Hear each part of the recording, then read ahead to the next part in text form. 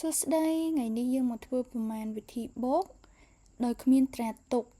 លំហាត់ទី1នៅទំព័រទី16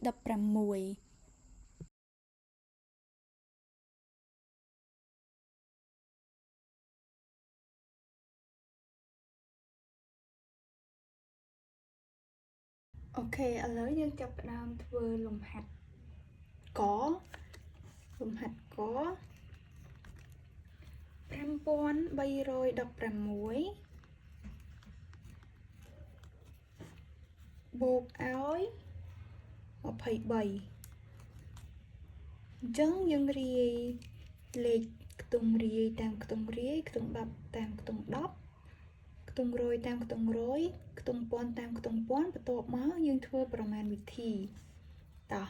អញ្ចឹង6បូក3ស្មើ6យើងថែម3ស្មើ9អញ្ចឹងហ៎អញ្ចឹងយើងស្មើ9គឺយើងសរសេរលេខ9បន្ទាប់មកយើងបូកខ្ទង់10 1បូកឲ្យ2 1បូកឲ្យ2គឺ3អញ្ចឹងហ៎អញ្ចឹងយើងសរសេរលេខ3នៅខ្ទង់រយអត់មានអីបូកយើងទម្លាក់ចុះ5នៅខ្ទង់ពាន់អត់មានអីបូកយើងទម្លាក់ចុះអញ្ចឹងលំហាត់កចម្លើយរបស់វាគឺ5339ឥឡូវយើងតទៅលំហាត់ខគឺយើងធ្វើប្រមាណវិធីដូចគ្នា8325បូកឲ្យ53គឺយើងរាយពីស្ដាំមកឆ្វេងខ្ទង់រាយដាក់តាមខ្ទង់រាយខ្ទង់10ដាក់តាមខ្ទង់10ខ្ទង់រយតាមខ្ទង់រយខ្ទង់ពាន់តាមខ្ទង់ពាន់បន្ទាប់មកយើងធ្វើប្រមាណវិធីអញ្ចឹង5បូក3ប្រមាណចឹងយើងរាប់ទាំងអស់គ្នា5ថែម3គឺ8យើងសរសេរនៅក្រោមខ្ទង់រាយ2បូក5ស្មើ2បូក5ស្មើ7អញ្ចឹងយើងសរសេរលេខ7 3អត់មានអីបូកយើងទម្លាក់ចុះ8អត់មានអីបូកយើងទម្លាក់ចុះអញ្ចឹង8325បូកឲ្យ53គឺស្មើ8375 8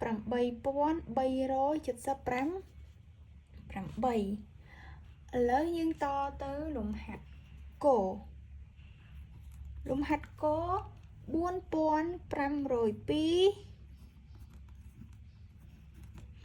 បូកឲ្យ76អញ្ចឹងយើងរាយដូចគ្នាមកបន្ទាប់មកយើងធ្វើប្រមាណវិធីពីស្ដាំមកឆ្វេង2បូកថែម6គឺ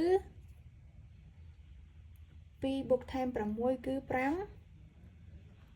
អញ្ចឹងយើងសរសេរលេខ8 0បូក7គឺ5 7អញ្ចឹងគឺប្រមាណក៏ដោយឲ្យតែបូកជាមួយ0គឺនៅដដែល5មិនមានអីបូកយើងទម្លាក់ចុះ4អត់មានអីបូកយើងទម្លាក់ចុះអញ្ចឹងលំហាត់កចម្លើយរបស់វាគឺ4575 3ឥឡូវយើងតទៅលំហាត់កយើងគឺសំទោសលំហាត់ខគឺ6320យើងបូកឲ្យ65ចឹងយើងធ្វើប្រមាណវិធីដូចគ្នាពីស្ដាំមកឆ្វេងមក0បូកនឹង5គឺ5 2បូកថែម6គឺ5 8យើងសរសេរលេខ5 3អត់មានអីបូកយើងទម្លាក់ចុះ6អត់មានអីបូកយើងទម្លាក់ចុះដូចគ្នាអញ្ចឹងចម្លើយលំហាត់ខគឺ6385ឥឡូវយើងតទៅលំហាត់ងគឺ4036 បូកឲ្យ51យើងធ្វើប្រមាណវិធីដូចគ្នាមក6បូកថែម1ស្មើ7យើងសរសេរលេខ7 3បូក5គឺ8យើងសរសេរលេខ8 0អត់មានអីបូកយើងទម្លាក់ចុះ4អត់មានអីបូកយើងទម្លាក់ចុះចឹងលំហាត់ងយើងចាប់ហើយចម្លើយគឺ4087យើងតទៅលំហាត់ច2605បូកឲ្យ31បូកឲ្យ2អញ្ចឹងអានេះគឺជាលេខបូក3តង់អញ្ចឹងលេខបូក3តង់ក៏ដោយក៏យើងធ្វើប្រមាណវិធីពីស្ដាំមកឆ្វេងដូចគ្នាអញ្ចឹងយើងបូកពីលេខ5បូកថែម1គឺ5 6បូកថែម2 6និង2គឺ5 8យើងសរសេរលេខ8 0បូកថែម3គឺ3អត់មានអីបូកយើងតម្លាក់3ចុះគឺស្មើ3 6អត់មានអីបូកយើងតម្លាក់ចុះ2យើងអត់មានអីបូកយើងតម្លាក់ចុះអូខេឥឡូវយើងតទៅលំហាត់ឆលំហាត់ឆ4213បូកឲ្យ52បូកឲ្យ4ចឹងយើងធ្វើប្រមាណវិធីដូចគ្នាពីស្ដាំមកឆ្វេង3បូក2ប្រហែល3បូក2 5អញ្ចឹងហ៎3បូក2 5 5និង4គឺ5 9យើងសរសេរលេខ9 1បូក5ស្មើ6យើងសរសេរលេខ6 2អត់មានអីបូកយើងទម្លាក់ចុះ4អត់មានអីបូកយើងទម្លាក់ចុះតោះឥឡូវយើងតដល់លំហាត់ចូលលំហាត់ចូល6024បូកឲ្យ63បូកឲ្យ12អញ្ចឹងយើងធ្វើប្រមាណវិធីពីស្ដាំមកឆ្វេង4បូក7សុំតោះ4បូក3 7 7បូកថែម2គឺ5 9យើងសរសេរលេខ9 2បូក6 8 8និង1 5 9យើងសរសេរលេខ9 0អត់មានអីបូកយើងទម្លាក់ចុះ6អត់មានអីបូកយើងទម្លាក់ចុះបន្ទាប់មកយើងតទៅលំហាត់ឈរលំហាត់ឈររបស់យើងគឺ7210បូកឲ្យ45បូកឲ្យ23អញ្ចឹងយើងបូកពីស្ដាំមកឆ្វេងមក0បូក5 5 5និង3គឺ5 8 1បូក4 5 5និង2គឺ5 7 សំទោស2អត់មានអីបូកយើងទម្លាក់ចុះ7អត់មានអីបូកយើងទម្លាក់ចុះអញ្ចឹងគឺស្មើ7275 តោះឥឡូវយើងតទៅលំហាត់ញោលំហាត់ញោ9102បូកឲ្យ33បូកឲ្យ31យើងធ្វើប្រមាណវិធីមក2បូក3គឺ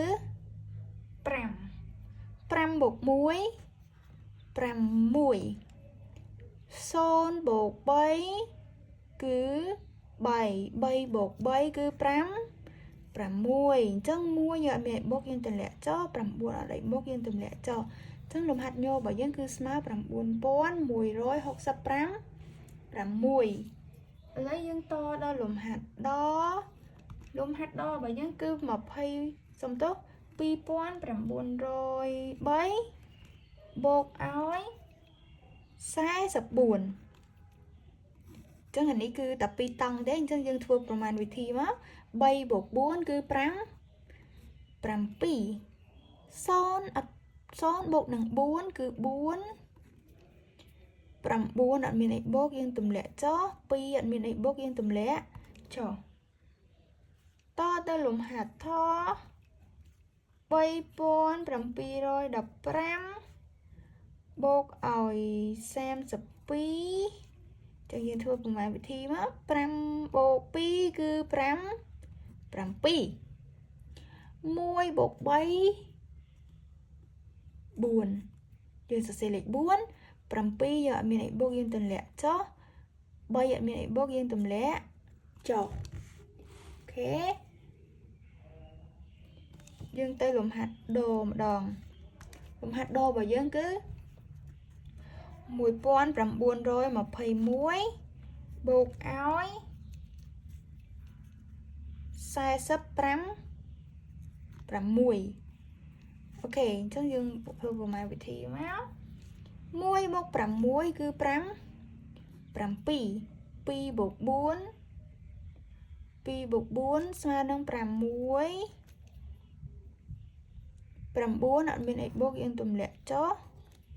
1អត់មានអីបូកយើងទម្លាក់ចុះ